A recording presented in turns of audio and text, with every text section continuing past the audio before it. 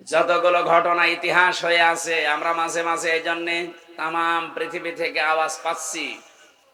১৫০০ বছর আগে এই পৃথিবীতে আইএমএ জাহিলিয়াত বলে একটা যুগ ছিল। কথা বলেন না কেন? আর ২০২৪ সালের ৫ আগস্ট পর্যন্ত এই বাংলাদেশে আওয়ামী জাহিলিয়াতের একটা যুগ আমরা পার করেছি। সুতরাং এই অন্ধকার যুগ থেকে আল্লাহ আমাদেরকে একটা আলোর যুগে প্রবেশ করাচ্ছেন। এই আলো যেন আমরা কোরআন হাদিসের মাধ্যমে জ্বালতে পারি। কোরআন হাদিস বাদ দিয়ে আলো জ্বালালে আলো টিকবে না। আমরা এখনো পর্যন্ত দেখতে পাচ্ছি অনেকে শিক্ষিত মানুষ, কিন্তু এই মানুষগুলো কাদের ফাঁদে পা দিয়ে যেন এই কথা বলতে চাচ্ছেন। কোরআন হাদিসের কথা যারা বলে তাদেরকে তারা মৌলবাদ বলে চালিয়ে দিচ্ছে। এই জিকির বন্ধ করা লাগবে। কার ফাঁদে পা দিয়ে আপনি এই জিকির করছেন আমি জানি না। এই ধোয়া তুলেই কিন্তু আয়না ঘর বানিয়েছিল। এই ধোয়া তুলেই হাজারো মুসলমানকে গুম করেছে আমার বিশ্ববিদ্যালয় কুষ্টিয়ার ওয়ালিউল্লাহ মুকাদ্দাস। এখনো পর্যন্ত তাদের খোঁজ নেই। 10 বছর হয়ে গেল। বড় আশা নিয়ে আমরা আছি যে কত মানুষ তো আসতেছে বের হয়ে বিভিন্ন জায়গা থেকে। এরা দুইজন যদি ফিরে আসতো, যারা গুম করে রেখেছেন, যদি সত্যিই মেরে ফেলেন তাহলে আর কি বলবো। যদি বেঁচে থাকে আল্লাহর রাস্তায় তাদেরকে ফেরত দেন। তার মা বাবা এখনো পর্যন্ত আশায় আছে। সুতরাং এই ধোয়া তুলে বাংলাদেশকে একটা জঙ্গি রাষ্ট্র প্রমাণ করার জন্য বিশ্বে যারা এই 15.5 বছর চেষ্টা চালিয়েছে, তাদের ফাঁদে যদি এখনো কেউ পা দেয়, আমার মনে হয় বাকি কথা না বললেও আপনারা বোঝেন। সুতরাং আমরা চাই এই দেশে কেউ মৌলবাদে জিকির করে যেন মুসলমানদেরকে এই দেশে আর কেউ বিপদে ফেলতে না পারে। যদি এরকম মন মানসিকতা থাকে, আপনিও কিন্তু বিপদে পড়বেন। কারণ আপনি তো একদিন মারা যাবেন। হিন্দু হলে না আপনাকে পুড়িয়ে ফেলতো, খ্রিস্টান হলে না ওইভাবে আপনাকে নিয়ে যেত বিদায় দিতে। আপনি তো মুসলমান দাবি করেন, তখন আপনার জানাজা পড়াবে কে? মৌলবাদী বলে যে গাল দিচ্ছেন। আমরা চাই এদেশে কোনো মানুষ যেন মুসলমান এবং আলেমদেরকে মৌলবাদী বলে গালি না দেয়। এ দাবি আপনারা করেন না?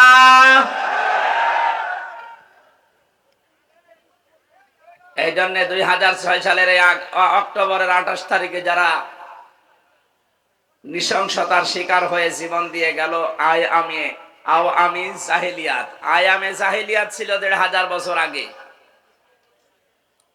6 সাল থেকে শুরু করে 24 সাল পর্যন্ত আওয়ামী জাহিলিয়াত আমরা পার করেছি। এটা যে একটা অন্ধকারের যুগ, এতে কোনো সন্দেহ আছে আমাদের? কোনো সন্দেহ নেই। একটা অন্ধকারের যুগ পার করলাম। সব ছিল অন্ধকারের ভেতরে। আল্লাহ আমাদেরকে অন্তত একটা আলোর মুখ দেখানোর চেষ্টা করে দিয়েছেন, বাস্তবতা দিয়েছেন সামনে, আমরা যেন এটা ধরে রাখতে পারি। এই জন্য কোরআনে কারিমের আলোচনাগুলো বেশি বেশি হওয়া দরকার। কারণ কোরআন হচ্ছে আলো। কোরআন কি? আল্লাহ বলেন হাদা বায়ানুল লিন্নাস, এটা মানুষের জন্য বক্তব্য। ওয়া হুদান, এটা পথ নির্দেশিকা। ওয়া মাউইযাতান, এটা উপদেশ। লিল মুত্তাকিন, যে মানুষগুলো মুত্তাকি দাবি করে তাদের জন্য। আমরা যেহেতু আল্লাহর বান্দা মুসলিম, এদেশে 96% আমরা বাস করি, সেই হিসাবে কম বেশি আমরা সবাই মুত্তাকি। কিন্তু স্তর আছে, কেউ উপরে থাকবে, কেউ মাঝে থাকবে, কেউ নিচে থাকবে। জান্নাতের স্তর যেমন 8টা, মুত্তাকিদের স্তরও ওইরকম 8টা। যে যেই ধরনের মুত্তাকি হবে আল্লাহ তাকে ওই স্তরে জান্নাতে রাখবে। আমরা যেন জান্নাতুল ফিরদাউসে যাবার মতো মুত্তাকি হতে পারি। বলেন আমিন। এই ছেলে, যাই করেন কথা বলবেন না ভাই। এমনি কন্ডিশন আমার ভালো না, যা বলছি জোর করে বলছি। কথা বলবেন না। দাঁড়িয়ে থাকেন, বসে থাকেন, অসুবিধা নেই, কথা বলবেন না। দরবারে এলাহিতে শুকরিয়া আদায় করেন তো আলহামদুলিল্লাহ। দরুদ আর সালাম পড়ছি আমাদের নবী মুহাম্মদ রাসূলুল্লাহ সাল্লাল্লাহু আলাইহি ওয়াসাল্লামের প্রতি। কথা বলতে গেলে কিছু মানুষের মনের ভেতরে খটকা লাগে, না জানি আবার বিরুদ্ধে চলে যায় কিনা। আরে ভাই, আমি কোরআন দিয়ে কথা বলি। কোরআনের কথা শুনলে ভয়ে থাকবে, আতঙ্কে থাকবে তো তারা যারা মুনাফিক। আপনি কি মুনাফিক? ওই জামানায় এই সিস্টেম ছিল, যখনই কোনো আয়াত নাজিল হতো মুনাফিক যারা নামধারী মুসলমান ওপরে ওপরে ঘোষণা দিত কালেমার, ভেতরে ভেতরে তারা ছিল কপটতাকারী, তারা ছিল সংকীর্ণ মনের, কালো রোগ বিশিষ্ট অন্তর নিয়ে তারা বাস করত। নবীকে দেখাতো আসি, পেছনে যে আবু জাহেলের সাথে লাইন করত। এইরকম মানুষ যারা, তারা নাই ভয় পেতে পারে, তারা আতঙ্কে ছিল। ১৫০০ বছর পরে এখনো বাংলাদেশে মুনাফিক আছে যে আপনার আতঙ্ক লাগে না জানি আবার আমার বিরুদ্ধে চলে যায় কিনা। কয় আমরা যারা বসে আছি, কয় আমাদের তো কোনো টেনশন নেই। আল্লাহকে শুধু আমাদের না আপনারও জন্য আল্লাহ বলেন। সুতরাং আমি যা বলছি যদি মিলাতে পারেন যে না এটা বানানো কথা, তাহলে আমি বলবো না। কিন্তু যদি আপনি দেখেন যে না এটা তো কোরআনের সাথে মিলছে, কোরআন সংশোধন করবেন না নিজে সংশোধন হবেন। আশা করছি আপনি মনে প্রাণে এটা বিশ্বাস করেছেন। আমরা এবার কোরআনের একটা পয়েন্ট দিয়ে তেলাওয়াত কিন্তু আয়াতে যাব। কথা বলাই সেখানে শুরু করে দেখি একটা প্রথম কথা আমার সামনে আসে, নেতা। এই শব্দটা আসলেই অনেকেই মনে করছে এই দুনিয়ার বিষয়, আবার তাফসীর মাহফিলে তুলে নিয়ে আসা কি দরকার। আরে ভাই, এটা দুনিয়ার বিষয় না, এটা আখিরাতের বিষয়। সূরা শুআরা ১৯ নম্বর পারার ১২ নম্বর পৃষ্ঠার ৫ নম্বর লাইনের ১৫১-৫২ নম্বর আয়াত। একটু মিলান দেখেন, মিলবে। ওয়ালা তুতিউ আমরাল মুসরিফিন আল্লাযীনা ইয়াফসিদুনা ফিল আরদি ওয়ালা ইউসলিহুন। এই বাংলাদেশে আমি যতগুলো তাফসীর পড়েছি দেখেছি, অধিকাংশ মুফাসসিরিয়াতের ব্যাপারে এইভাবে লিখেছেন। আল্লাহ বলেন পৃথিবীর মানুষেরা সবাইকে উদ্দেশ্য করে বলছি, ওয়ালা তুতিউ, বহু বছর এটা, আমরাল মুসরিফিন, যারা দুনিয়ায় ইসরাফ করে, অপচয় করে, অপব্যয় করে, এই মানুষগুলোর অনুসরণ করবা না, এদের পেছনে থাকা যাবে না। আল্লাহ এতটুকু যদি শেষ করে দিতেন তাহলে আমি আয়াতটা এ পর্যন্ত বলে ইসরাফের ব্যাখ্যা বিশ্লেষণ করে আমি এখান থেকে চলে যেতাম। পরের শব্দে আল্লাহ পাক ঘোষণা দিচ্ছেন, আল্লাযীনা ইউফসিদুনা ফিল আরদি। এই যে ইসরাফ করে যারা, অপচয় করে যারা, অপব্যয় করে কারা, এদের কিছু ধরন আল্লাহ পরের আয়াতগুলোতে দিয়েছেন। যারা এক নম্বরে দুনিয়ায় যারা ফ্যাসাদ সৃষ্টি করে। কি সৃষ্টি করে বলেন বলেন? ফাসাদ মানে, ফাসাদ মানে জ্ঞানজাম শুধু না, ফাসাদের ৯টা অর্থ প্রধান। প্রথম অর্থ, ফাসাদ মানে মানুষের তৈরি করা আইন কানুন। এই দুনিয়ায় যারা মানুষের তৈরি করা আইন আর কানুন প্রতিষ্ঠার জন্য চেষ্টা চালায়, এরা আন্দোলন করে, মিছিল মিটিং করে, কাজ কারবার করে, আল্লাহর ভাষায় তাদের অনুসরণ করা জায়েজ নেই। বাংলাদেশে যদি কোন রাজনৈতিক দলের কাজ এটা হয়, তাহলে আপনি ওখানে যদি থাকেন, আল্লাহর এই আয়াত আপনি মানেননি, এই আয়াত কিয়ামতে আপনার বিরুদ্ধে দাঁড়াবে। আপনি কি বিশ্বাস করেন কোরআনের কোন আয়াত আপনার বিরুদ্ধে যদি কিয়ামতে অবস্থান নেয় আপনি মাপ পেয়ে যাবেন? বলেন না কেন? আরে ভাই, দুনিয়ায় কি সব হয়ে গেল? আমি তো আপনাকে বাঁচাতে চাই। আশা করছি আপনি কথা বুঝতেছেন। আলা তুতিউ আমরাল মুসরিফিন আল্লাযীনা ইউফসিদুনা ফিল আরদি। সুতরাং এই বাংলাদেশের সাথে আয়াতটা এবার মিলাবেন। মানুষের তৈরি করা আইন যারাই প্রতিষ্ঠা করতে চায়, সে যে দলের লোক হোক, ওর পেছনে থাকা জায়েজ নেই। এখন যদি বলেন হুজুর এটা তো আমার সাথে মিলে যাচ্ছে, আমি করব কি? আমি কি আয়াত নতুন করে নাজিল করব? যদি মিলে যায় তাহলে আপনি ওখান থেকে চলে আসেন। যাদের সাথে মিলছে না আপনি তাদের কাছে যান। না, এই আয়াত বলা বেশি হয়ে গেল। কিসের বেশি হওয়া? আল্লাহ যা বলেছে আমি তো সেই ফোর্সেই বললাম। এখন মানা না মানা আপনার বিবেকের ব্যাপার। যদি না মানেন তাহলে আল্লাহ ওই যে ফেরেশতা দিয়ে মুগুর রেডি করছে, একবার দেবে বাড়ি, ৭০ গজ নিচে চলে যাবে। কথা বলেন না কেন? হ্যাঁ, ধারণা আসতে পারে আমি নামাজ পড়ি, আমি রোজা রাখি, আমি আমি চিল্লায় যাই, তারপরও মানে আপনার নামাজ রোজা আপনার চিল্লা নেওয়ার জন্য আল্লাহ বসে আছে। এইটাই যদি হতো তাহলে লূত নবীর স্ত্রী, তাকে আল্লাহ জাহান্নামে দিত না। সে নবীর স্ত্রী, তার নিজের দোষ ছিল না, কিন্তু সে তলে তলে এমন মানুষদেরকে সাপোর্ট করত যারা চরিত্রহীন, যারা আল্লাহর বিধান পাল্টিয়ে পুরুষে পুরুষে বিয়ে করত। এই মানুষগুলোর সাপোর্ট করার কারণে নবীর স্ত্রীকে যদি আল্লাহ জাহান্নামে দেয়, আর যারা আল্লাহর আয়াতের পরিবর্তে মানুষের তৈরি করা আইন কানুন প্রতিষ্ঠা করতে চায়, তারাও ওই লোক নবীর জামানার উম্মতের মতোই। তারা আল্লাহর বিধান পাল্টিয়েছে, আর আপনি আল্লাহর বিধান বাদ দিয়ে নতুন করে আর একটা বিধান প্রতিষ্ঠা করতে চান। বিষয় একই। উনি নবীর স্ত্রী চরিত্রহীন মানুষদেরকে সাপোর্ট করার কারণে যদি জাহান্নামে যায়, হামজা চরিত্রহীন মানুষদেরকে, যারা আল্লাহর আইন মানে না, আল্লাহর বিধানের পরিবর্তে অন্য বিধান নিয়ে আসে, এদের চরিত্র পৃথিবীর সবচাইতে খারাপ, কারণ এরা ফ্যাসাদ সৃষ্টিকারী। এই কথা বলেন না কেন? আমি ইঙ্গিত দিলাম, আশা করি আপনি বুঝেছেন। এরপরেও যদি কেউ না বোঝার ভান করে থাকেন, মোনাজাতের পরে আসেন, আপনার কানের কাছে মুখ নিয়ে বলছি, জোরে তো আর বলা যাচ্ছে না।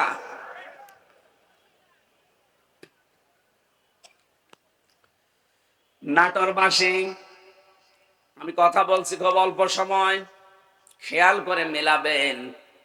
লাস্টকে থেকে এই ময়দানে এসেছি শুধু লোক দেখানোর জন্য। মানুষ আমার চেহারা দেখবে, আমি তার চেহারা দেখব না। আমি সিদ্ধান্ত নিয়ে যাব, দুনিয়ায় যারা মানুষের তৈরি করা আইন প্রতিষ্ঠা করে, আন্দোলন করে, আমি আজকে থেকে আর ওই রকম মানুষের পেছনে নেই। আরে এইটা বাংলাদেশের মানুষ মেনে নিলে তো ডক্টর ইউনূস 2 বছর থাকা লাগে না। কথা বলছে না কেন? এইটাই যদি আমরা মেনে নিতে পারতাম, হ্যাঁ ষড়যন্ত্র আছে, হচ্ছে, হবে। আফগানিস্তান যদি আল্লাহর বিধান কায়েম করে টিকে থাকতে পারে, বাংলাদেশে আল্লাহর বিধান কায়েম হয়ে গেলে আমরাও টিকে যাব। কারণ আল্লাহর রহমত তখন আকাশ ফুঁড়ে নাজিল হয়ে যাবে। কথা বলেন ঠিক কিনা? এটা আমি বানালাম। কোরআনে কারীম জানাচ্ছে, ওয়ালাউ আন্না আহলাল কুরা আমানু ওয়াত্তাকাউ লাফাতাহনা আলাইহিম বারাকাতিম মিনাস সামাই ওয়াল আরদ। সূরা আরাফের 96 নম্বর আয়াতের প্রথম অংশে আছে, আল্লাহ পাক বলেন, জনপদের লোকেরা যদি আমি আল্লাহর উপরে ঈমান আনে, আর ওই দাবি অনুযায়ী যদি ভয় করে চলার নীতি অবলম্বন করে, আকাশ আর জমিনে যত বরকতের দরজা আছে আমি আল্লাহ সব খুলে দেব। লাফাতাহনা, লামে তাকিদ, সুপারলেটিভ ডিগ্রি। এটা আল্লাহ নিজে গ্যারান্টি দিচ্ছেন যে আমি খুলে দেব। 1 বিঘা জমিতে যদি 20 মণ ধান হয়, যে জনপদের লোকেরা আল্লাহর প্রতি সঠিকভাবে ঈমান আনার পরে তাকে মেনে চলার সিদ্ধান্ত নেবে, আল্লাহর আইনগুলো, আল্লাহ গ্যারান্টি দিলেন ওই এলাকার জন্য, জনপদের জন্য যত বরকতের দরজা জমিন আর আকাশে আছে সব খুলে দেব। আল্লাহর গ্যারান্টি আমাদের এখনো বিশ্বাস হচ্ছে না। কথা বলেন না কেন? যদি এটা আমরা বিশ্বাস করতাম, এদেশে বহু মানুষ কিন্তু এটা বিশ্বাস করানোর জন্য জান প্রাণ দিয়ে তারা খাটতেছে। আপনি তাদের কষ্টের মূল্য দিতে চান না। ও ভাই, আমি নাম ধরেই বলছি, আমিরে জামাত ডাক্তার শফিকুর রহমান, উনি সেই পর্যায়ে আছে। ওনার যা টাকা পয়সার মালিক, আল্লাহ ওনারে বানিয়েছে, ওনার যে ব্যবসা প্রতিষ্ঠান আছে, উনি মানবতার জন্য যদি কাজ না করে, চিন্তা ভাবনা না করে, শুধু নিজে খাবো, নিজে পরে যতদিন আছে বেশি আরামে আয়েসে কাটাবো, কোনো ব্যাপার ছিল না। ওই রকম জীবন আর একটা পেলে উনি কাটাতে পারতো। এক কথা বলেন না কেন? এই ঝানঝাপি ক্ষুব্ধ রাস্তায় ওনার আসার দরকার কি? কেন আজকে সিলেটে, কালকে চট্টগ্রামে, এরপরের দিন নাটোরে, এরপরের দিন খুলনায় এত দৌড়ানো লাগবে? তার কি অভাব আছে আপনার মতো?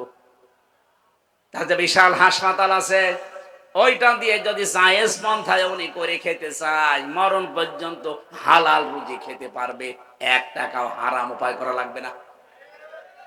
কোন কারণে এই মানুষটা এই রাস্তায় আসতেছে? আপনার বিবেকে কি নাড়া দেয় না?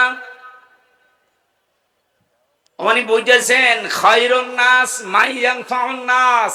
হাদিস, নবীজি কিন্তু খায়রুন নাস বলার পরে মাইয়ানফাউল মুসলিমুনা বলেননি, যে মানুষের ভেতরে ওইটা উত্তম যে পৃথিবীতে শুধু মুসলমানদের উপকার করছে এবং করবে না। এনফাউ যেটা মজারে বর্তমান ভবিষ্যৎ প্রেজেন্ট ফিউচার, এরপরে আল্লাহর নবী মুসলিমুনা দেয়নি, দিয়েছে খায়রুন নাস মাইয়ানফাউন নাস। পৃথিবীর যে শ্রেষ্ঠ মানুষ আল্লাহর দরবারে ওইটা যে বেশি বেশি নামাজ পড়ে না, যে বেশি বেশি রোজা রাখে না, যে বেশি জিকির করে, কখনো নবী যে কথা বলেননি। বিশ্ব নবী জানিয়েছেন ওই লোকটাই আল্লাহর কাছে সবচাইতে দামি, যার দ্বারা মানুষের উপকার হয়, কল্যাণ হয়।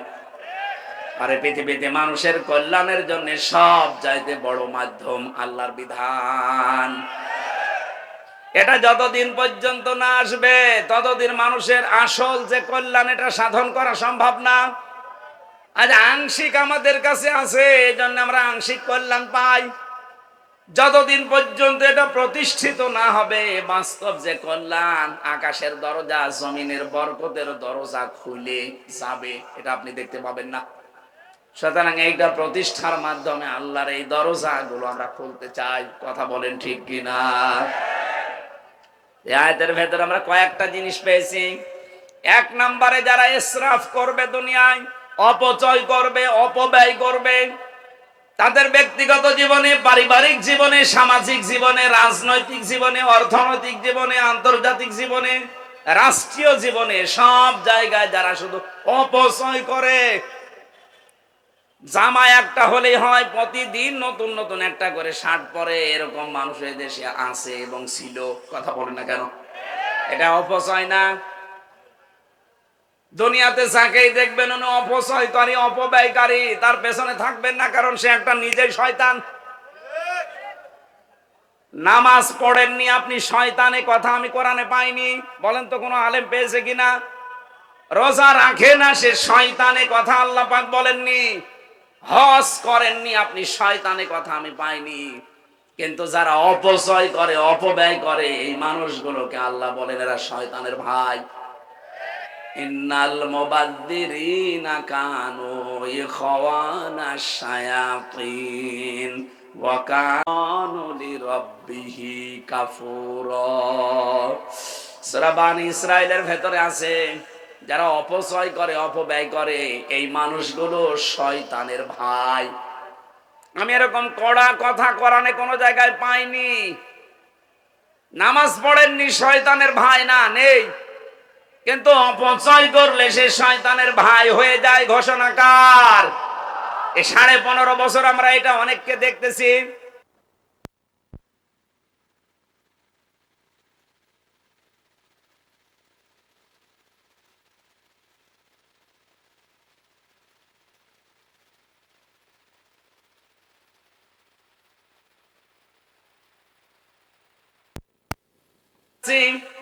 অপচয় অপব্যয় বন্ধ করেন, সত্য এবং ন্যায়কে দেশে প্রতিষ্ঠা করে দেন। যা আছে এইটা নিয়ে আল্লাহ দেশ দাঁড় করিয়ে দেবে। নবীজিকে আল্লাহ বলেছিলেন, হে নবী আপনি এখান থেকে চলে যাচ্ছেন, কিন্তু এই দোয়াটা করেন আমার কাছে, আকুর রব্বি আদখিলনি মুদখালা সিদকি ওয়া আখরিজনি মুখরাজা সিদকি ওয়া জাআলনি মিন লাদুনকা সুলতানান নাসীরা। এই শেষের যে কথাটা, আল্লাহ তুমি আমাকে এমন একটা রাষ্ট্র ক্ষমতা দান করো যেখানে তোমার সাহায্য থাকে। আমার তো মনে হচ্ছে দেশে একামতে দিনের দায়িত্ব যারা পালন করে, তাদের একটা মানুষকে মুখ দিয়ে যদি বলাতে পারেন, তারা যদি বলে আমরা জামাতে ইসলামের প্রতিষ্ঠা চাই, আমি আজকে থেকে তওবা করে ফিরে আসবো। আপনি যাকেই জিজ্ঞাসা করে সে জীবনেও বলবে না আমরা জামাতে ইসলামের প্রতিষ্ঠায় দেশে চাই। তারা বলতে বাধ্য হবে আমরা আল্লাহর কোরআনের প্রতিষ্ঠা চাই। এইটাই তো আসল বিষয়। এই কথা বোঝার চেষ্টা করে, আল্লাহর কোরআনে কারীম যদি দেশে প্রতিষ্ঠিত সত্যি হয়ে যায়, আমি আপনাকে গ্যারান্টি শুধু না অনেকেই দিচ্ছে, এ দেশে চাঁদাবাজি থাকবে না। আজ আমরা অনেকে আতঙ্কে আছি, বাইরে গেলে অনেককে মেরে ফেলছে মানুষ বিভিন্ন কায়দায়। এই গ্যারান্টি কোরআনে কারিম দিয়েছে ১৫০০ বছর আগে। ফামান তাবিআ হুদায়া ফালা খাউফুন আলাইহিম ওয়ালা হুম ইয়াহজানুন।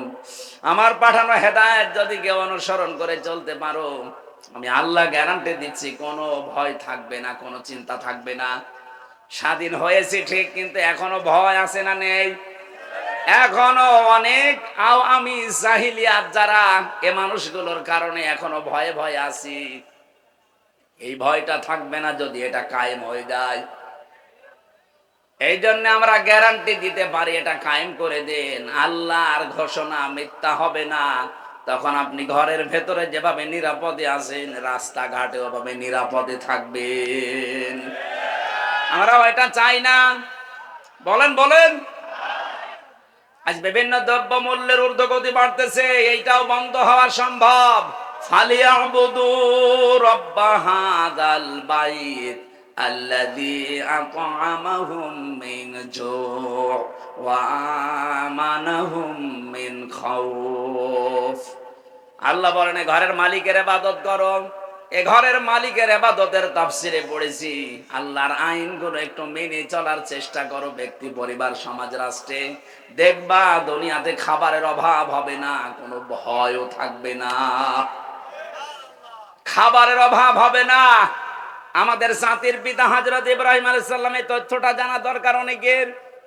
হযরত ইব্রাহিম নবী আলাইহিস সালাম যেদিন বিবি হাজেরা এবং ইসমাইলকে রেখে আসেন এই মরুভূমির ময়দানে, সেদিন তিনি দোয়া করেছিলেন, মাবুদ তুমি আমার এই বংশধর যাদেরকে রেখে গেলাম, তিনি তো কথা মুখ দিয়ে উচ্চারণ করতে পারছিলেন না।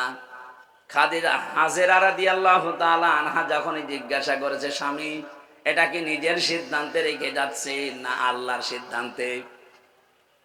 ৮০ বছর পর একটা সন্তান আল্লাহ দিয়েছে, সেই সন্তানকে পর্যন্ত তিনি মরুভূমিতে রেখে যাচ্ছেন আল্লাহর নির্দেশ মতো। ওই সময় তিনি কথার মুখ দিয়ে বের হয়নি, আকাশের দিকে আঙ্গুল দিয়ে বলেছিলেন, হ্যাঁ আল্লাহর অর্ডারে। তিনি ওই দিন দোয়া করেছিলেন, তার দোয়াটা ওই জামানায় কেউ শোনেনি, কিন্তু আল্লাহ পাক কোট করে রেখেছেন কোরআনে। আল্লাহ রাব্বুল আলামিন সূরা ইব্রাহিমের ভেতরে সেই আয়াতের শেষের অংশটা নাজিল করে জানিয়েছেন, তোমাদের জাতির পিতা ইব্রাহিম দোয়া করেছিলেন, রব্বুল আলামিন আমার এই বংশধরদের জন্য তুমি গোশত এবং দুধ এই দুইটার ভেতরে বরকত দিয়ে দিও। এই জন্য আরব জাহানের ভেতরে শুধু মক্কায় আপনি অন্য কোনো ফসল পাবেন না। দেখবেন এখানে গোশত আর দুধের কোনো অভাব নেই। উট বলেন, বকরি বলেন, দুম্বা বলেন, এগুলো দিয়ে গোশত আর দুধ, আমাদের এটা জাতির পিতার দোয়ার ফসল। কিয়ামত পর্যন্ত এই বরকত থাকবে। এমন একটা জাতির পিতা আমরা পেয়েছিলাম, দোয়ার ফসল চলছে এখন, কিয়ামত পর্যন্ত দোয়া চলতে থাকবে।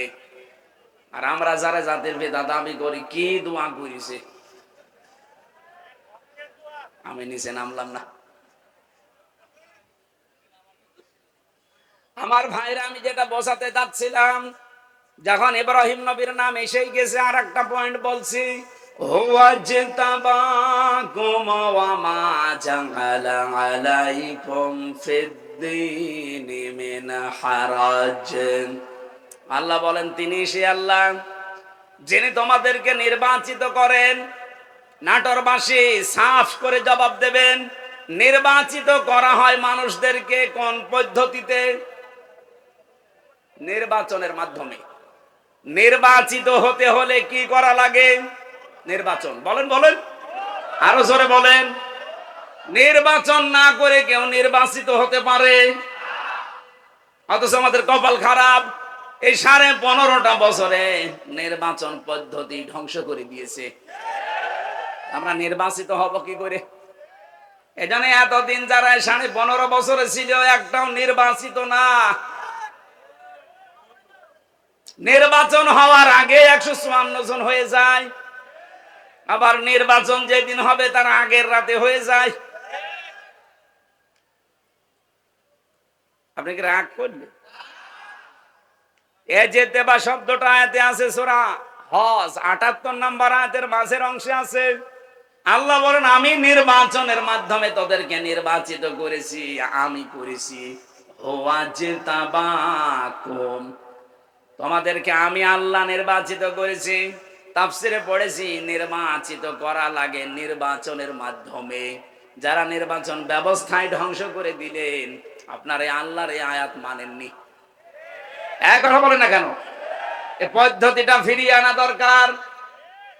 আশা করছি যারা দায়িত্বে আছে একটা সম্মানজনক সময় নিয়ে তাড়াতাড়ি নির্বাচন দিয়ে এদেশের মানুষকে এই জনগণের দ্বারা নির্বাচিত হওয়ার সুযোগ করে দেন। একটা নির্বাচিত সরকার যতদিন না আসবে ওদের ওই ষড়যন্ত্র কিছু বসে নেই, চলতেছে। সূক্ষ্ম কিছু বিষয় এখানে আছে। নির্বাচিত সরকারের কাছে নির্বাচনের মাধ্যমে ক্ষমতা দিয়ে দেন, এদেশে যে ষড়যন্ত্র চলছে এটা থেমে যাবে, দেশটা আবার দাঁড়িয়ে যাবে ইনশাআল্লাহ। এরপরে শব্দে আল্লাহ জবাব দিয়েছেন ওমা জাআলা আলাইকুম ফিদ্দীনি মিন হারাজ, দিনের উপরে চলতে গিয়ে যে বাধা বিপত্তি আসবে, যদি নির্বাচিত তোমরা হয়ে যেতে পারো, তোমরা যদি বাছাই হতে পারো, ছাঁটাইয়ের ভেতরে না পড়ো, যত বিপদ আপদ আসবে আমি আল্লাহ নিজে দূর করে দেব। এজন্য নির্বাচনের মাধ্যমে নির্বাচিত হয়ে কোন মানুষ যদি আল্লাহর বাছাইয়ের ভেতরে পছন্দের ভেতরে পড়ে যায়, আর কোন মানুষ যদি ছাঁটাইয়ের ভেতরে কাটার ভেতরে পড়ে যায়, এদের কপাল খারাপ। আমরা যারা এই দেশে আল্লাহর বিধানকে জারি করার জন্য আল্লাহ পাক কর্তৃক মনোনীত নির্বাচিত বাছাইকৃত হয়ে পড়েছি, জীবনের কিচ্ছু চাই না। আমরা যেহেতু বাছাইকৃত হয়েছি, আল্লাহ পাক অবশ্যই তার জান্নাত আমাদেরকে দেবেন। وَلِيَعْلَمَ اللَّهُ الَّذِينَ آمَنُوا وَيَتَّخِذَ مِنكُمْ شُهَدَاءَ وَاللَّهُ لَا يُحِبُّ الظَّالِمِينَ। তোমাদের ভেতরে যার ঈমান এবং অ্যাক্টিভিটিস গুলো আমার কাছে পছন্দ হয়, তাকে আমি আল্লাহ সাধারণভাবে বিছানায় ফেলে মরণ দেই না, ওর মরণ হয় আমি আল্লাহর দরবারে শাহাদতের মরণ। বলেন আল্লাহু আকবার। এখানে আমাদের জীবন আমরা যখন পড়েছি বলিনা সালাতি ওয়া নুসুকি ওয়া মাহইয়ায়া ওয়া মামাতি লিল্লাহি রাব্বিল আলামিন, এটা যেহেতু আমি মন দিয়ে মনে প্রাণে মুখ দিয়ে উচ্চারণ করে বিশ্বাস নিয়ে পড়েছি, সুতরাং দুনিয়া একদিকে হয়ে গেলেও এই রাস্তা থেকে আমারে কেউ সরাতে পারবে না। আমার জীবনের টার্গেট এইটা। আমি নামাজ পড়ি যার জন্য, আমি বেঁচে আছি যার জন্য, মারাও যাব তার জন্য। আমার যে নুসুক, আপনি তাফসিরে দেখবেন নুন সিন কাফ, নুসুক শব্দের অর্থ তিনটা। এক নম্বরে নুসুক মানে এই যে রক্ত প্রবাহিত করা হয়, এর নাম আরবিতে নুসুক বলে, যেটা কোরবানি বলে জানি। দুই নম্বরে হজের ক্রিয়াকলাপ কার্যক্রম। তিন নম্বরে ইবাদত বন্দেগী। আমি যা করছি, হজ করি, নামাজ পড়ি, রোজা রাখি, আমার শারীরিক মানসিক চিন্তার যে ইবাদত বন্দেগী আছে, এমনকি আমি যা জবাই করি সব আমি আল্লাহকে দিয়ে দিয়েছি। বলেন সুবহানাল্লাহ। আমাদের জীবনে হতাশা বলে কিছু নেই, কারণ হতাশা থাকবে তাদের জীবনে যে মানুষগুলো আল্লাহর এই নামাজকে আদায় করবে না। ইন্নাল ইনসানা খুলিকা হালুআ ইযা মাসসাহু শাররু জাযুআ ওয়া ইযা মাসসাহুল খায়রু মানুআ ইল্লাল মুসাল্লিন। রাব্বুল আলামিন বলেন অবশ্যই আমি মানুষকে বানিয়েছি অস্থির চিত্ত দিয়ে। এ সব সময় ব্যস্ত মানুষ, সব সময় ব্যস্ত। কোন নিয়ামত পেলে সে কৃপণ হয়ে যায়, আর কোন অশুভ কিছু আসলে, কোন ক্ষতি, কোন অকল্যাণ, কোন কষ্ট যদি স্পর্শ করে তাকে, সে তখন হতাশ হয়ে যায়। এই গুণগুলো বলতে বলতে হঠাৎ আল্লাহ আলোচনার ধরন পাল্টিয়ে দিয়েছেন। আল্লাহ কিন্তু ভালোই বলছিলেন ইন্নাল ইনসানা খুলিকা হালুআ ইযা মাসসাহু শাররু জাযুআ ওয়া ইযা মাসসাহুল খায়রু মানুআ। হঠাৎ আলোচনার ধরন পাল্টিয়ে চলে গেছেন অন্য লাইনে। আল্লাহ বলেন ইল্লাল মুসাল্লিন। এই সমস্ত গুণ পৃথিবীর সব মানুষের ভেতরে আছে। এরা সবসময় অস্থির, এরা বিপদ আসলেই হায় হতাশ করে, আর নিয়ামত পেলে কৃপণ হয়ে যায়। কিন্তু তারা নয় যারা মুসল্লি। কারা? কোন মুসল্লি? আল্লাযীনা হুম আলা সালাতিহিম দাইমুন, যারা তাদের নামাজে নিয়মিত। আমার মনে হয় এই আয়াতটা থেকে বাংলাদেশ জামাত ইসলামী, ইসলামী ছাত্র শিবির আর ইসলামী ছাত্রী সংস্থা একটা পয়েন্ট নিয়েছে। ওনারা যাই নামাজ পড়বে ওনাদেরকে লিখে রাখা লাগে যে আমি আজকে এই কয়েক নামাজ পড়েছি। আপনি এক ওয়াক্ত নামাজ পড়েন, দুই ওয়াক্ত পড়েন, আপনি মুসল্লির ভেতরে নেই, আপনাকে নামাজ দাইমন নিয়মিত পড়া লাগবে। এজন্য আপনি জামাতে পড়লেন না একা পড়লেন ওইটাও লেখা লাগে। এক কথা বলছেন এখন। আপনার জীবন পরিবর্তনের জন্য সিলেবাসটা খুব জরুরি। আপনি যদি এখানে নাও আসতে চান, শুধু সিলেবাসটা কাছে রাখেন, 6 মাস আপনি কাছে রাখলে আপনার জীবন পাল্টাতে বাধ্য। আরে ভাই, আমি নিজে তো পরীক্ষিত। 6 মাস রেখে দেখেন না কেন? আপনার জীবন যদি উচ্ছৃঙ্খল থাকে, বিশৃঙ্খলায় পরিপূর্ণ থাকে, আশা করছে আপনার জীবনকে আপনি কন্ট্রোলে নিয়ে আসতে পারবেন। আপনাকে আমি দাওয়াত দিচ্ছি না যে আপনি শিবির করেন, জামাত করেন, দরকার নেই। আপনার জীবনকে যদি সুগঠিত, সুশৃঙ্খল, সংগঠিত করতে চান, একেবারে লাইন মতো তুলতে চান, আল্লাহর এই আয়াতগুলোর পরে যে ইল্লাল মুসাল্লিন আল্লাহ দিয়েছেন, এটা যদি বাস্তবে দেখাতে চান, এই ফর্মটা একটু দোকান থেকে কিনে নিয়ে হলেও পূরণ করেন। দেখবেন আমি কসম দিয়ে বলছি আপনি পাল্টিয়ে যাবেন। কারণ এই ফর্মগুলো সব কোরআনে কারিম থেকে ধারাবাহিক ভাবে নিয়েছে। সুবহানাল্লাহ বলতে পারেন না? আমি যেটা তুলেছিলাম ইব্রাহিম নবীর জীবন নিয়ে, ওনাকে আল্লাহ বলছেন আমি নির্বাচিত করেছি, ছাঁটাই করে দেই কাউকে, কাউকে বাছাই করি, এটা আমি আল্লাহর নীতি। এই জন্য আমরা যারা একামতে দিনের লাইনে আছি এই বাংলাদেশে, তারা হীনমন্যতায় ভুগবেন না, ছোট মনে নিজেকে কখনো ছোট মনে করবেন না। আপনি পৃথিবীতে সবচাইতে দামি মানুষ, কারণ আল্লাহ আপনাকে নির্বাচিত করে ফেলেছে।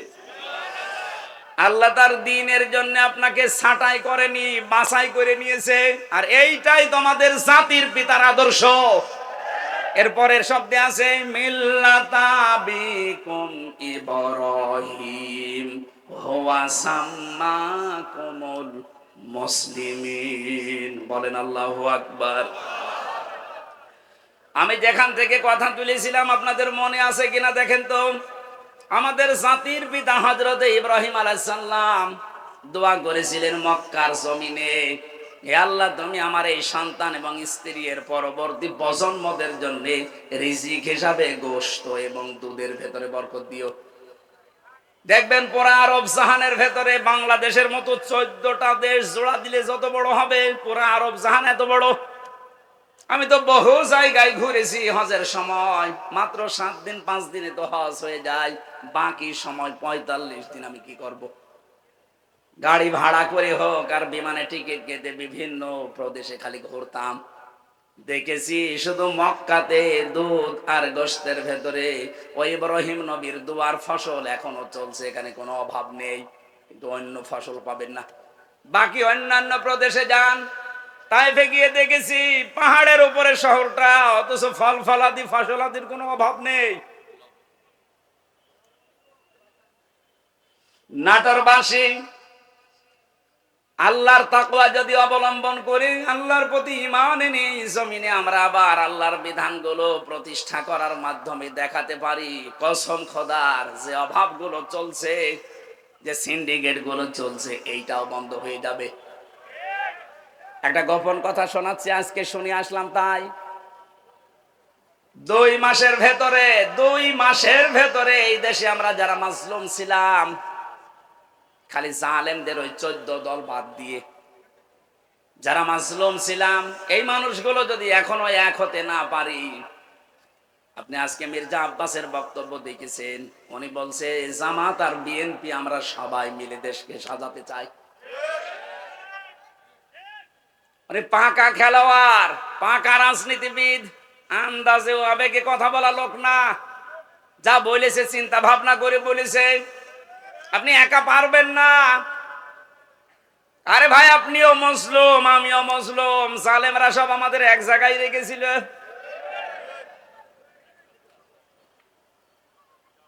আমি অবদান স্বীকার করি, এই জন্য শুকরিয়া আদায় করছি। জনাব তারেক জিয়া সাহেবের পিএস আমার সাথে 3 বছর ছিল পাশে, শ্রদ্ধাভাজন বড় ভাই জনাব মিয়া নুরউদ্দিন অপু ভাই, ওই চার দেওয়ালের মাঝে ভাইটা আমাকে বহু সাহায্য সহযোগিতা করেছে। ওনার বন্ধু ছিল গিয়াসউদ্দিন মামুন ভাই, ওনার দ্বারা আমি বহু উপকৃত হয়েছি ওই ভেতরে। কারণ ভেতরে আমাদেরকে এমন অবস্থায় রেখেছিল, ছেলে না ছেলের ভেতরে, ওখানে উপকার পাওয়া খুব কঠিন। সবচাইতে বেশি উপকার পেয়েছি শাইখুল হাদিস আল্লামা মামুনুল হক হাফিজাহুল্লাহর কাছ থেকে। এই লোকটা যেহেতু আমার পাশের রুমে 3 বছর ছিল, বহু কষ্ট আমার জন্য স্বীকার করেছে এই 3টা বছর। আল্লাহ যেন পরিপূর্ণ বুসরত দুনিয়া আখিরাতে পরিপূর্ণ করে দেন, বলেন আমিন। 2 মাসের ভেতরে যদি আপনি এখনো নিজেকে সংশোধন করে পথে আসতে না পারেন, এই যে কোরআন আমার সামনে, আল্লাহর কসম ওহুদের ময়দানের মতো আবার বিপর্যয় আসতেছে। ওহুদের ময়দানের ঘটনা কি? প্রথম দিকে কিন্তু মুসলমানেরা বিজয় পেয়ে গিয়েছিল, কথা বলেন না কেন?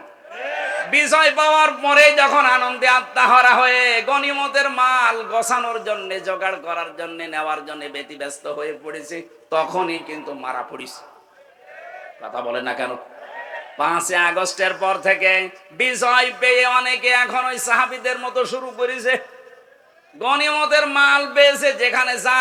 আর এই সুযোগে খালিদ বিন ওয়ালিদের মতো অনেকেই কিন্তু ঘুরে বেড়াচ্ছে। এই জন্য আমরা মুসলিম যারা আছি সব এক হয়ে যেতে চাই। এই কথা বলছেন আমার? মুসলিমদের কোনো দল নেই, মুসলিমরা সব এক। আপনার বিরুদ্ধে 313টা মামলা ছিল, আমার বিরুদ্ধে 50টা মামলা ছিল। আপনি তাকান, এখানে যত মানুষ বসে আছে ওই 14 দল বাদ দিয়ে প্রত্যেকের অবস্থা একই। আমাকে যিনি খাবার দিয়ে যেত, বললাম ভাই কয়টা মামলা, কি করেন? বলে বাড়ি বড়গোনায় বিএনপি করি। 313টা মামলা, বলেন তো 313টা মামলা দিয়েছে ওরে। ধরা মুসলিম মানুষ না? আমার তো মনে হচ্ছে 1500 বছর পরে বাংলাদেশে এখন উহুদের ময়দান কায়েম হয়েছে।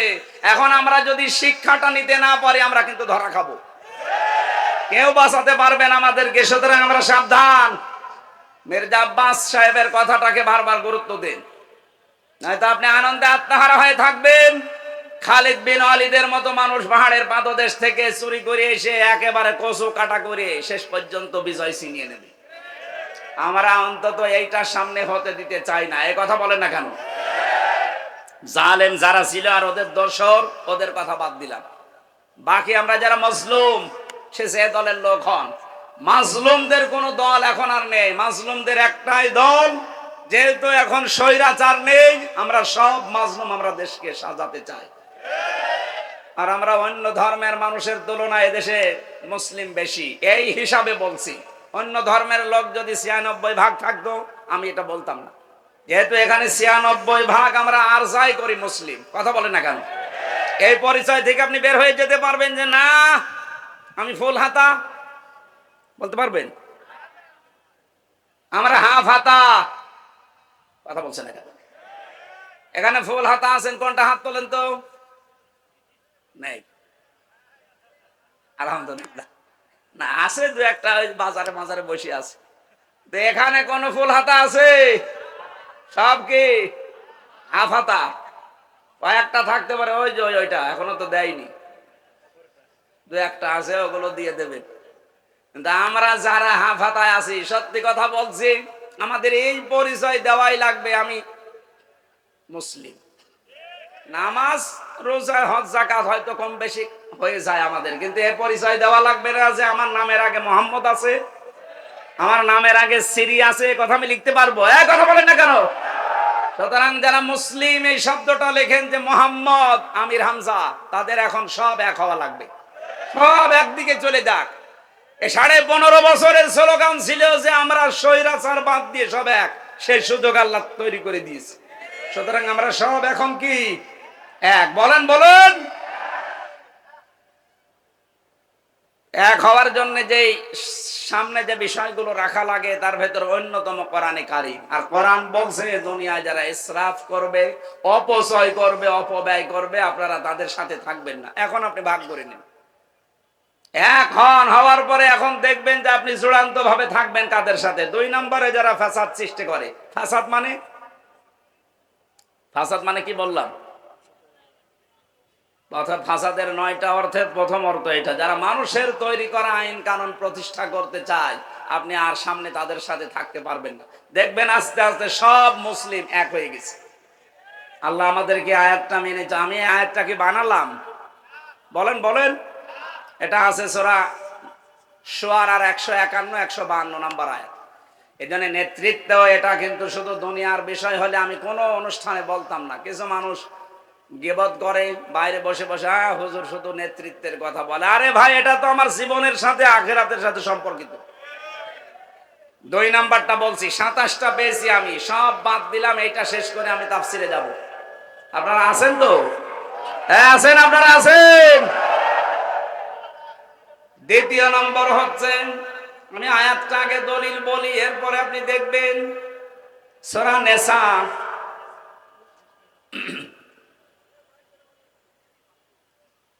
5 নাম্বার পারার 2 নাম্বার পৃষ্ঠা 11 নাম্বার লাইনের 34 নাম্বার আয়াতের প্রথম অংশে আছে,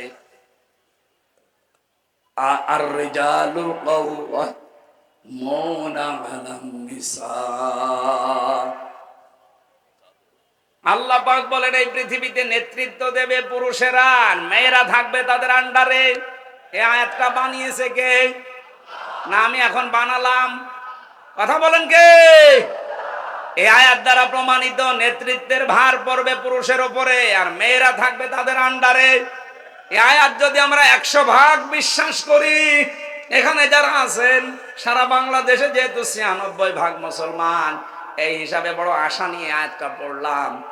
আগামী কিয়ামতের আগ পর্যন্ত বাংলা আর চেয়ারে কোনো মহিলা যেন নেতৃত্বে বসতে না পারে। হ্যাঁ, পুরুষ মানুষ আসুক, কথা বলেন না কেন? যেই মহিলা থাকবে সেখানে আপনি থাকবেন না, এটা মনে হয় রাজনীতি হয়ে গেল। হ্যাঁ হ্যাঁ, এটা রাজনীতি। আর আল্লাহকে আজকে রাতে জিজ্ঞাসা করবেন, আল্লাহ সূরা নিসার 34 নাম্বার আয়াতের প্রথম অংশ মনে হয় ঠিক হয়নি, কারণ আমাদের দেশে এটা আছে, আপনি এ কি করলেন? এটা অন্তত তুলে সৌদি আরবে দিয়ে দেন, হবে? আয়াতের ব্যাখ্যা একটা হাদিস পড়েছি, এই যে আমরা সফল হতে পারি না কেন, নবীজি বলেন, ক্বালান নবী সাল্লাল্লাহু আলাইহি ওয়াসাল্লাম, লা ইউফলিহা কওমুন, ওই জাতি কখনো সফল হচ্ছে না, হবে না, যে জাতির নেতৃত্বে আছে, নেতা হয়ে আছে কোন মহিলা। এবার আপনার বিবেকে যা বলে আপনি তাই করেন। আজকের সাবজেক্ট আকারে কথা বলার জন্য আমার আলোচনার বিষয় হচ্ছে দোষারোপ। কি বললাম? শব্দটা শুনতে যত ছোট মনে হচ্ছে, এই বিষয়টা অনেক বড়। এই যে দোষারোপ, দোষারোপ করেন আন্দাজে যারে তারে, এই বিষয়টা যে কত সেনসিটিভ বিষয়, মানুষের অন্তর পর্যন্ত মরে যায় এই দোষারোপ করার এই গুনাহ যদি আপনি করেন। আমি একটা বই পড়েছি, 16টা রোগের কারণে মানুষের অন্তর মরে শেষ হয়ে যায়, তার ভেতরে প্রথম হচ্ছে যারা দোষারোপ করে। সূরা নিসার 112 নাম্বার আয়াত প্রমাণ দিচ্ছেন আল্লাহ, ওমাই ইয়াকসিব খাতিয়াতান আও ইসমান সুম্মা ইয়ারমি বিহি বারিআন ফাকাদ ইহতামালা বুহতানা ওয়া ইসমান মুবিনা। এই পৃথিবীতে অনেক মানুষ এমন আছে, হে নবী আপনি দেখবেন তারা নিজেরা অন্যায় করে, নিজেরা অপরাধ করে, নিজেরা পাপের কাজ করে। আর এই কাজটা যখন সংগঠিত হয়ে যায়, একটা নিরপরাধ ভালো মানুষ নির্দোষ মানুষের উপরে পাপটা চাপিয়ে দেয়, দোষটা চাপিয়ে দেয়, সে যেন প্রকাশ্য পাপের বোঝা বহন করছে। আজটা যে কত বাস্তব, আপনি 5 আগস্টের পর থেকে মিলে যাবে। এই 15.5 বছরে যারা আন্দাজে মানুষের উপরে নিজেরাও অন্যায় করে দোষ চাপিয়ে দিত, সেই দোষ এখন আল্লাহ তাদের ঘাড়ে চাপিয়ে অলরেডি মানুষকে দেখাচ্ছে। এদেশের যত অপকর্মের মূল হোতা, আমি কোরআন সামনে নিয়ে মিথ্যা কথা বলছি না, সত্য কথা বলছি, ছাত্রলীগ। কারণ আমি জেলে দেখেছি বিশ্বজিৎকে হত্যা করেছে যারা, আবরার ফাহাদকে যারা হত্যা করেছে সব আমার সাথে ছিল। আমি জিজ্ঞাসা করেছিলাম ওই শাওনকে, ফাঁসির আসামি ছিল, এখন যাবজ্জীবন 30 বছর জেল। মাঝে মাঝে খাবার দিতে আসতো, উনি রাইটার ছিল, লিখতে আসতো নাম। বললাম আপনি এই কাজ করলেন কেন, এখন কেমন লাগে? জীবনের সবচাইতে বড় মারাত্মক ভুল আমার এইটা। ওই সময় কেন ওদের আদর্শ অনুপ্রাণিত হয়ে বিশ্বজিৎ কিন্তু বারবার বলেছিল, ভাই আমি আপনার ধর্মের লোক না, আমি হিন্দু মানুষ। যদি আপনার বিশ্বাস না হয় আপনি আমার লুঙ্গি খুলে প্যান্ট খুলে দেখেন যে আমার ফুল হাতা। কথা বলছেন না? ও কিন্তু বলেছিল যে আমি হাফ হাতা না, এরপরও ওকে আমরা ছাড়ি নাই, জায়গায় শেষ করে দিয়েছি। এই অন্যায়টা করার পরে চাপিয়ে দিতে চেয়েছিল ইসলাম পন্থীদের মাথার উপরে। আল্লাহ তাদের মাথার উপরে দোষটা চাপিয়ে দুনিয়ার মানুষকে দেখিয়ে দিয়েছে। ক্ষমতার কারণে, প্রভাব প্রতিপত্তির কারণে, টাকা পয়সার কারণে অনেক দোষ তাদের ঢাকা ছিল। আল্লাহ 5 তারিখের পর থেকে সব এখন এই যে আয়াতের শেষের শব্দ ফাকাদিহতামালা বহুতানা ওয়া ইসমাম মুবিনা, ও যেন প্রকাশ্য পাপের বোঝা বহন করে বেড়াচ্ছে। ঠিক তাই, এমন বোঝা, এমন বোঝা। আইসিপি গতকালকে সংবাদ সম্মেলন করে জানিয়েছে পরশুদিন, যদি এই দেশে এই নিষিদ্ধ সংগঠনের কেউ পরিচয় দেয় তার 6 মাস জেল। প্রতিদিন এখন দেখতে পাচ্ছেন নিষিদ্ধ সংগঠনের গোপন বৈঠক থেকে 21 জন আটক। আপনি এটা এতদিন চালিয়েছিলেন ইসলামপন্থী মানুষদের উপরে, আল্লাহ পুরা উল্টিয়ে দিয়েছে। এই কথা বলেন না কেন? এই জন্য নিজে অন্যায় করার পরে যদি কোনো নিরপরাধ মানুষের উপরে চাপিয়ে দেন, ওই দোষটা দুনিয়াতে আল্লাহ আপনাকে দিয়ে করাবে, এরপরে আপনার মরণ হবে। এবার আসেন তো আয়াতের ব্যাখ্যা, একটা ঘটনা পেয়েছি আবেগমূলক, আপনারা থাকবেন না? ইমাম মালিক রহমতুল্লাহ আলাইহির জামানায় এক মেয়ে লোক মারা যাবার পর সেখানে আর এক মেয়ে লোক লাশ ধোয়াচ্ছে। হঠাৎ করে ময়লা পরিষ্কার করে যখন রানের উপরে হাত দিয়েছে, ওই মেয়েটার হাত গেছে আটকিয়ে। এত চেষ্টা করে হাত খুলতে চায় না। এলাকার ইমামকে জিজ্ঞাসা করা হলে কি করা যায়, উনি ফতোয়া দিলেন এক কাজ করেন, এই মেয়েটা আর যে মরা মেয়ে, মৃত মহিলার এই জায়গা থেকে এ রান কেটে বাদ দিয়ে দেন, চামড়া কেটে